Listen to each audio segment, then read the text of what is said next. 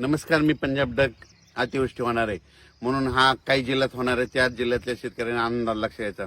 सगळ्यात महत्वाचं मुसळधार कुठं पाऊस पडणार आहे तर सगळ्यात महत्वाचं चंद्रपूर जिल्हा, नागपूर जिल्हा, भंडारा जिल्हा, गोंदिया जिल्हा, यवतमाळ जिल्हा, वाशिम जिल्हा, त्याच्यानंतर हिंगोली जिल्हा, त्याच्यानंतर परभणी जिल्हा, नांदेड जिल्हा, त्याच्यानंतर इकडं अमरावती, अकोला, बुलढाणा, त्याच्यानंतर जळगाव, संभाजीनगर, जालना, नंदुरबार, धुळे, मालेगाव, नाशिक आणि ह्या पट्ट्यामध्ये काय होणार आहे 30-31च्या दरम्यान काही ठिकाणी अतिमुसळधार पडणार आहे, काही ठिकाणी अतिवृष्टी होणार आहे म्हणून हा अंदाज लक्षात घ्यायचा.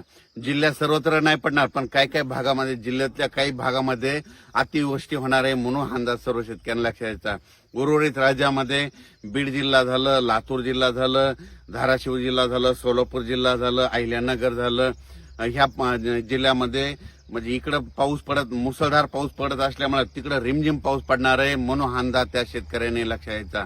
राज्यात पश्चिम महाराष्ट्रात सरी राहतील म्हणून हे देखील अंदाज लक्षात घ्यायचा.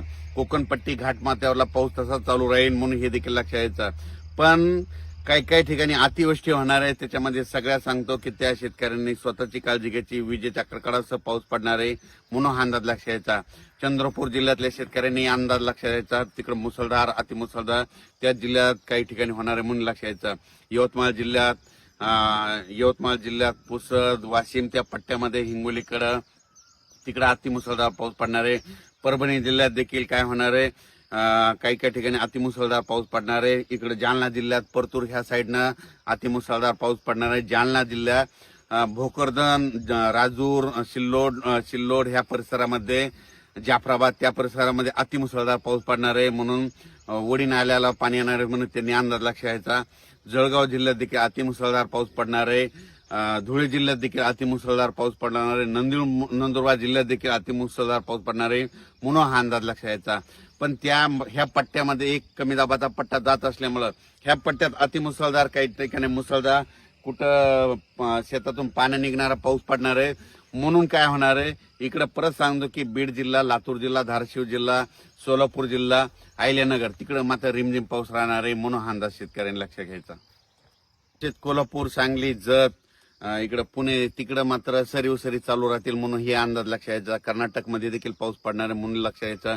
आणि सोलापूर जिल्ह्यासाठी खास करून आनंदाची बातमी, सोलापूर, धाराशिव, लातूर तुमच्याकडे मात्र 5 तारखेपर्यंत म्हणजे ह्या 3-4 जिल्ह्याला, सोलापूर जिल्हा, लातूर जिल्हा, धाराशिव जिल्हा, नांदेड जिल्हा 5 तारखेपर्यंत चांगला पाऊस राहणार आहे म्हणून तुमच्या पेरण्या व्यवस्थित होणार आहे म्हणून तुमच्यासाठी आनंदाची बातमी.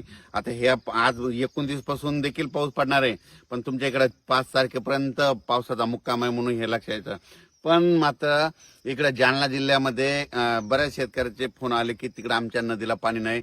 तिकडे मात्र ते खडकपूर्णा जे धरण आहे त्या कॅचमेंट एरियात पाऊस पडणार आहे म्हणून त्या नदीला पाणी येणार आहे आणि त्या धरणात देखील पाणी येणार आहे म्हणून हा अंदाज त्या शेतकऱ्यांना लक्षात घ्यायचा.